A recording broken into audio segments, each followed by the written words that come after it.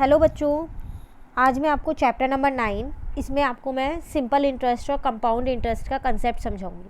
ठीक है, देखो सिंपल इंटरेस्ट आप सबको पता है क्या होता है।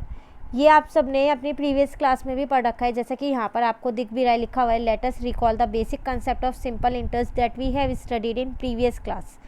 ठीक है, तो हमने एक फॉर्मूला याद किया था प्रीवियस क्लास में, वो क्या था, सिंपल इंटरेस्ट SI, जिसको हम शॉर्ट में बोलते हैं equals to P into R into T upon में 100, जिसमें हमने 3-4 चीज़ें की थी, प्रिंसिपल, रेट और टाइम, क्या क्या होता है। देखो मैं एक बार दोबारा से आपको ये कंसेप्ट बताती हूँ। मान लेते हैं हमारे पास दो जने हैं, A और B, ठीक है ना। ये दोनों बहुत अच्छे फ्रेंड्स हैं। ठीक है, आप एग्जाम्पल बिल्कुल ध्यान से सुनना, इसी एग्जाम्पल से मैं आपको पूरा कंसेप्ट समझा दूंगी सिंपल इंटरेस्ट का।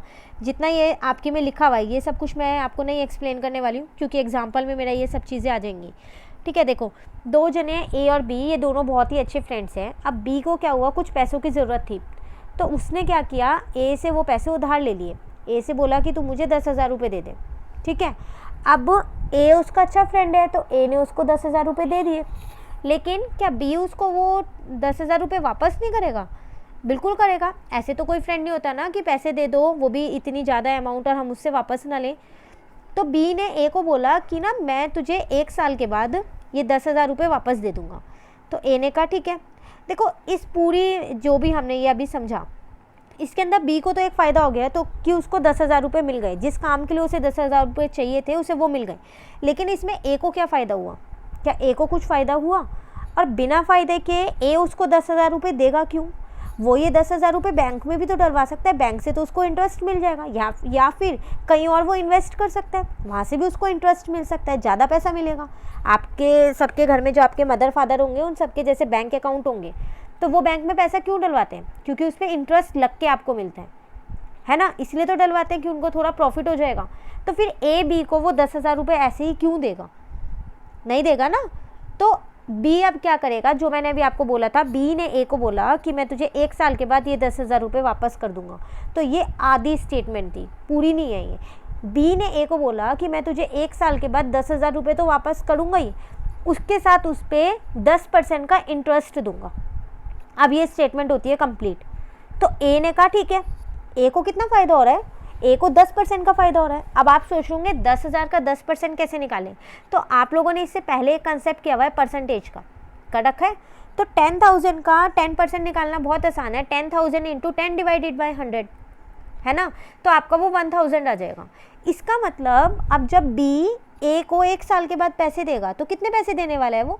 10,000 तो देगा ही देगा, क्योंकि उसने 10,000 रुपये लिए थे, और उसके साथ एक्स्ट्रा में कितने देगा? 1,000 देगा, नहीं देगा एक्स्ट्रा। तो A को कितने पैसे मिले? 11,000 रुपये, जबकि उसने दिए कितने थे?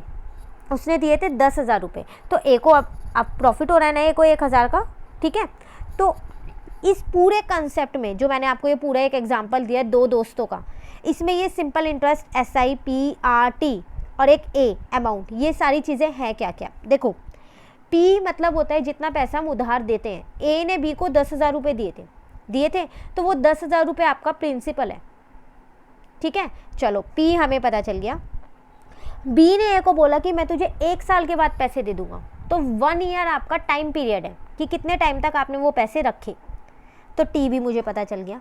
फिर B ने A को बोला कि मैं तुझे 10% का इंटरेस्ट दूंगा। 10%, तो वो आपका रेट ऑफ इंटरेस्ट है, मतलब R है 10%। ठीक है, तो चलो R भी आपको पता चल गया। ठीक है ना। अब क्या बचा? A और SI, दो चीज़ें बची। A क्या चीज़ है? देखो जब B A को पैसे देगा तो कितने देगा? 10,000 तो देगा और 1,000 और देगा, 11,000 देगा। तो कितनी अमाउंट वो रिटर्न कर रहा है? 11,000 रुपये। तो A हो गया मेरा 11,000। तो आपने A को निकालने के लिए क्या किया? जो 1,000 जो फालतू मिलने थे वो, और जो 10,000 मिलने ही मिलने थे A को, दोनों को जोड़ दिए, तो 11,000 आ गया। तो A का फॉर्मूला बन गया यहाँ पर प्रिंसिपल प्लस इंटरेस्ट। अब रह गया SI। तो देखो जो 1,000 रुपये A को फालतू मिले हैं ना, वो है सिंपल इंटरेस्ट। अगर B ये 2 साल के लिए रखता ना पैसे, तो वो 2 साल के लिए रख लेता, कोई दिक्कत नहीं है। लेकिन फिर यहाँ पर सिर्फ टाइम चेंज हो जाता, इंटू 2 हो जाता, और कुछ नहीं होता। 3 के लिए रखेगा तो इंटू 3 हो जाएगा। रेट ऑफ इंटरेस्ट वही रहेगा, प्रिंसिपल वही रहेगा, सिंपल इंटरेस्ट चेंज हो जाएगा। ठीक है, तो सिंपल इंटरेस्ट का फॉर्मूला बन गया हमारा P into R into 2 upon में 100, ये इसका फॉर्मूला होता है। ठीक है। अब आपको P पता चल गया, R पता चल गया, T पता चल गया, अमाउंट आपको पता चल गई, जितना पैसा हमें वापस मिलता है, बढ़ के जो पैसा मिलता है।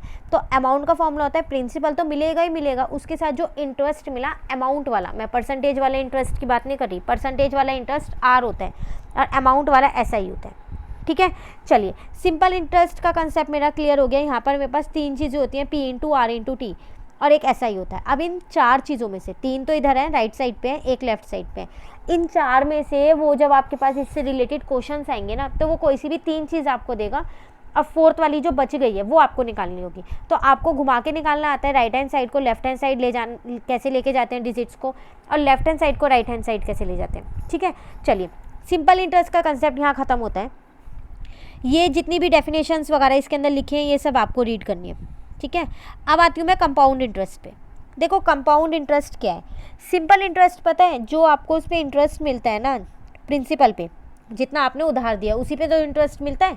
10,000 पे तो मिला था अभी A को, तो वो हर बार प्रिंसिपल पे ही मिलता है 10,000 पे। फिर चाहे आप 1 साल के लिए उधार लो, 2 साल के लिए लो, 3 साल के लिए, 4 साल, 5 साल, कितने भी सालों के लिए ले लो, हमेशा आप जो इंटरेस्ट कैलकुलेट करोगे ना वो प्रिंसिपल पे करोगे, P पे। लेकिन कंपाउंड इंटरेस्ट में ऐसा नहीं होता है। कंपाउंड इंटरेस्ट क्या है? देखो, यही सेम मैं एग्जांपल लेके चल रही हूँ यहाँ पर। तो B ने A को बोला कि मैं तुझे 3 सालों के बाद ये 10,000 रुपये वापस करूँगा। अब 3 सालों के बाद करेगा तो उसमें इंटरेस्ट लगा के देगा ना, तो उसने बोला मैं कंपाउंड इंटरेस्ट के हिसाब से दूंगा। तो वो देगा कैसे? देखो, पहले साल 10,000 रुपये उसने यूज़ किए, तो 10,000 रुपये पर वो इंटरेस्ट निकालेगा पहले, ठीक है, 1 साल का। तो कितना हो जाएगा 10,000 रुपये पे 1 साल का निकालेगा तो 1,000, क्योंकि 10% है, 1,000 हो गया ना। अब वो क्या करेगा यहाँ पर, तो अब कितने हो गए 11,000। जब वो नेक्स्ट ईयर इंटरेस्ट निकालेगा ना 2 साल के बाद, तो वो 10,000 पे नहीं निकालेगा, तो वो 11,000 पे निकालेगा, उसमें वो इंटरेस्ट जुड़ जाएगा, ठीक है। तो 11,000 पे 10% निकालेगा तो 1100 आएगा, आएगा नहीं आएगा 1100, ठीक है। अब वो क्या करेगा, जब 3rd ईयर में निकालेगा तो 3rd ईयर में कितना निकालेगा, 1100 तो उसके पास पहले से ही थे, ठीक है ना, सॉरी 11,000 तो पहले से ही थे और 1100 उसका इंटरेस्ट हो गया 2 साल के बाद का। अब उसकी अमाउंट P कितना बन गया, अब उसका बन गया 12,100, 12100, 12,100। तो अब वो इस पे निकालेगा 10%। तो आप देख लो हर साल उसका P चेंज हो रहा है। तो कैसे चेंज हो रहा है, उसमें इंटरेस्ट जुड़ता जा रहा है। तो अगले साल जो इंटरेस्ट निकलेगा ना वो P प्लस I पे निकलेगा, फिर अगले साल जो निकलेगा वो P प्लस I पे निकलेगा, ऐसे निकलेंगे। तो ये होता है मेरा कंपाउंड इंटरेस्ट, ठीक है। तो ये कंसेप्ट आपका यहाँ लिखा है। कंपाउंड इंटरेस्ट में हमारे पास 3 सिचुएशन है, एनुअली, हाफ ईयरली और क्वार्टरली। मैंने आपको इसका एक फॉर्मूला लिखवाया है, amount is equals to P bracket में 1 + R/100 की होल पावर N, जिसमें मैंने आपको N लिखवाया है टाइम, R लिखवाया है रेट ऑफ इंटरेस्ट और P लिखवाया है मैंने आपको प्रिंसिपल, और A आपका अमाउंट है ना। तो अब जो ये हाफ ईयरली, एनुअली और क्वार्टरली है, ये 3 सिचुएशन होती है कंपाउंड इंटरेस्ट की। ये तीनों सिचुएशन जब हमारे पास क्वेश्चंस आएंगे ना तो मैं आपको उसी में ही समझाऊंगी, ठीक है ना। तो ये था हमारा कंपाउंड इंटरेस्ट का कंसेप्ट। तो ये दोनों कंसेप्ट यहाँ पर ख़त्म होते हैं। अब हम अपनी नेक्स्ट क्लास में इससे रिलेटेड क्वेश्चंस करेंगे। एक्सरसाइज 9.4 है शायद आपके पास वो, ठीक है। तो इतने आप ये कंसेप्ट अच्छे से समझिए क्या है, और जितनी भी ये डेफिनेशंस लिखी हैं, जितना भी आपकी बुक में लिखा है, ये सब अच्छे से आपको रीड करना है और समझना है, ठीक है। Thank you.